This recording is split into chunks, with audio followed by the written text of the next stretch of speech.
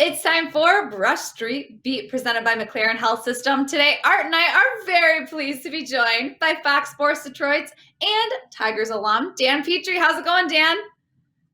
Carley and Art, everything is doing just fine. We got a little snow outside the window, so it's kind of very festive. So everything is right where it should be for December. Beautiful. I love that. That was the perfect intro. A lot to talk about baseball-wise, though. After hearing from Tigers manager AJ Hinch, who spoke to the media in a press conference, were there any major takeaways you had from that interview? It sounds like strengthening the pitching staff and adding some depth is one of his top priorities. Yeah, they've said that, but I think some interesting things that I got is just about his really stressing the fact of win today's game. He doesn't want to go any further, tomorrow's game or, down the road or anything like that. It's concentrating on one game at a time and doing whatever you can to win that game. And that really kind of stood to me where you're going to see um, maybe a team that is not, right at a World Series caliber roster just yet, but they're certainly developing, and I think you're going to see them play each and every game very, very hard and not give in or give up. And that's the one thing that really stood out to me. And then the other thing was just talking about how they're going to maybe move some people around a little bit, and how, yeah, it's great if you have guys that play one position and they're really good at one position. But boy, I really like the flexibility when we can move a lot of players around and we don't skip a beat. So there's just a lot of things that I thought was very interesting. And also just how they're going to manage the innings. And he talked about possibly using as many as 14 starting pitchers. So it's going to be a very interesting year this year. Well, I think that's good news for a guy like Nico Goodrum, who can virtually play every position but pitch. I mean, so I guess there was some question whether they were going to tender him, and makes sense that they would tender him because obviously he's so valuable as a super utility player. Dan, I want to concentrate on pitching. I mean, obviously I remember you as a great Tiger starter and pitching and logging a lot of innings. I know that AJ said 14 starters, but the common talk in baseball has been there's going to be at least a 6-man rotation just because nobody's arm is stretched out. Could you kind of explain that? Because about stretching out an arm and how, like, if Boyd doesn't hit a certain amount, he could actually injure his arm if he continues to pitch, him and actually all the Tiger pitchers. Yeah, I think the big thing that the organization always talks about is they don't like to see innings increase more than, I think they used the percentage of 30%. So you can imagine that you have someone like Casey Mize and Scooble, who only pitched around 30 or 40 innings, and you're going to ask them to get up to 150 or 180. I don't see it happening. So they have to be very, very careful with how they expand the innings. And some of the guys, like a Matthew Boyd and Spencer Turnbull, they'll be asked to throw a lot of innings. They're veterans, and even though they didn't throw a lot of innings last year, I think they're going to come. They'll be nice and fresh because they didn't throw a lot of innings, and they should be called upon to really stretch themselves out. But that's where guys like Tyler Alexander and Daniel Norris, that's where they're really going to be, leaned upon heavily. So you can have guys that go 5 innings, and you'll be able to start a bunch of games and but maybe only go 5 innings and a certain amount of pitches, and then you've got relievers that are going to be asked to go multiple innings and not just be the specialist where they only come in and go 1 inning at a time. Outside of pitching, something that you talked about was the flexibility, and something that really stuck out to me that AJ Hinch was talking about is using Miguel Cabrera. We saw him obviously a designated hitter last season, but AJ said he's open to having Miggy play first base if he's healthy enough, that is. And I know Miggy said at the very end of last season that's something he really wanted to do, so he verbalized that. Do you think having Miggy at first base would be a good move? And you're right. I watched that interview that he did in Kansas City, the last series, and he talked about playing first base. I remember going down last summer in July when they started their summer camp, and he was working out at first base. And I got to tell you, he looked as smooth as ever. And I think he enjoys the total game of baseball, not just being a hitter, but the entire thing, and that's why he wants to do it. But Gardy said this too. The biggest thing, and AJ touched on it, the biggest thing is to keep Miguel Cabrera healthy. And that's going to be the mix. Is okay. How many times can he play first base? And then are you going to ask Jamer Candelario, to play 3 times a week and Miggy 3 times a week? And then when Miggy's playing first, is Jamer going to go over to third base? And so, that's where that musical chairs kind of comes into place. But I think the biggest thing is just keeping Miggy healthy. If he can do that, just sparingly playing first base, I think you'll see that smile on his face and, the joking around that you always see when a runner gets on first. And you'll really, really see him enjoying the game a lot more. Dan, I'm obsessed with pitching. And I apologize, but I'm going to go back to that because, Ew.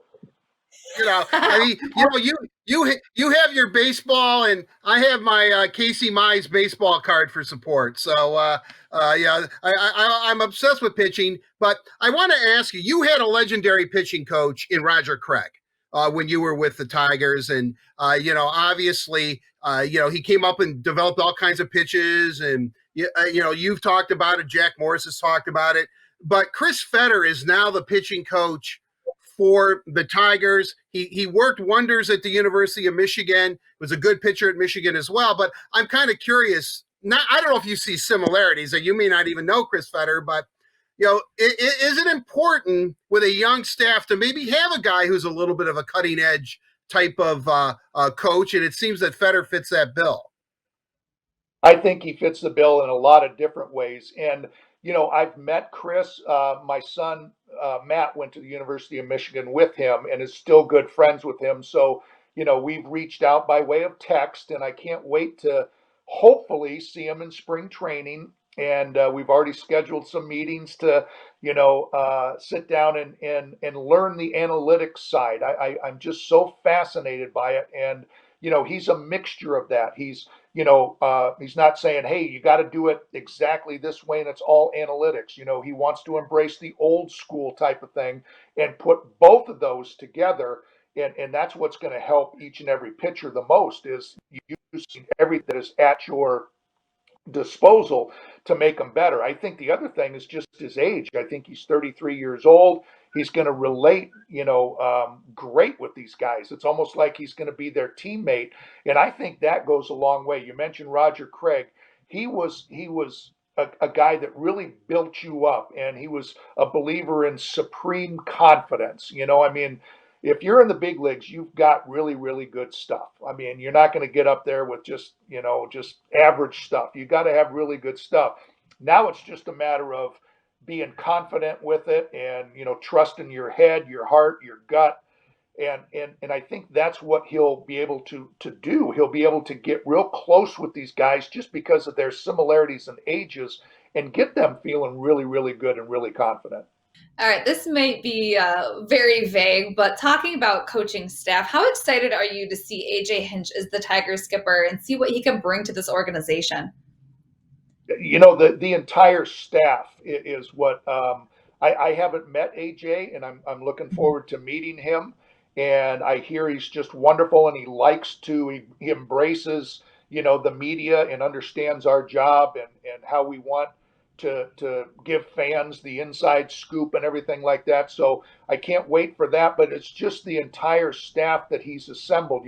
You talked about Chris Fetter as the pitching coach, but Juan Nieves, who's going to be out in as the bullpen coach, but he's like an assistant pitching coach, and he's been around and he's been on world championship teams in Boston, and that's a nice mixture. And I can't wait to talk to Juan as well as Chris. And then Jose Cruz Jr., who they just hired, AJ Hinch talked about him just being a guy that he's been after for a number of years. So Scott Coolbaugh, I pitched against him at the end of my career when he was coming up. So look forward to yucking it up with him a little bit. So it's going to be very, very exciting. Hopefully, again, that we're going to be allowed to get close to or semi close to the players in spring training as well as the coaches. Right. Dan, when you look at it, I know the Tigers have said that they're going to add a couple of arms, and if you could have up to 14 starting pitchers, that makes sense in free agency. What other position do you think they need to address? Again, because I'm obsessed with pitching, I'm looking at that catcher position, but where do you think they're headed? No, I was just, as soon as you were asking that question, I think the catching position is going to be very important, and AJ touched on that today. Mentioned Grayson Greiner as well as Eric Haas, and just still a little bit perplexed and not sure where Jake Rogers fits in there. Is he going to be able to crack the lineup? And he talked about they can handle that staff, but that it's very, very important that catching position where you've got to trust that catcher. You're out there and there's so many things that are going through your mind, and you're not always exactly 100% sure what to throw in a certain situation, and you rely on that catcher, and you have to have confidence in him. So I think that's a big one. You talk about second base, you can move some people around. Nico Goodrum's a tremendous athlete that can play multiple positions, but he wants to play shortstop. AJ Hinch also talked about possibly moving Willie Castro over to second base. I'm just wondering if Isaac Paredes is mobile enough, and maybe he might slide over to second. I don't know if he is. That would be a real good question for Alan Trammell, but it just seems like with Torkelson on the way up, and as soon as maybe next summer, I've heard he's going to be slotted in at third base. So a guy like Paredes, who's tearing up the Mexican Winter League, that might be a spot to slide him over. We'll see, but those are the ones that jump out at me. Plus a good veteran or two starting pitchers that'll give that starting rotation some good innings. Well, that makes me excited about the future of this team. Hopefully they can build off the momentum that they had in the last season, the condensed season. I know you just made Art really excited by talking about Spencer Torkelson. But Dan, thank you so much for joining us. It was so much fun getting to pick your brain and talk some baseball. No, I love talking it. I was really happy that I was on that call with AJ Hinch today, and I just have my fingers crossed that I can get to spring training, and also we can get fans back in the stands, hopefully as early as April, just reduced crowds, because fans make all the difference in the world, and hopefully we can figure out a way to safely get everybody back into the ballpark. Absolutely. I'm sitting there too. And a big thank you to McLaren Health System for sponsoring the Brush Street Beat this week and every week here on the Word on Woodward.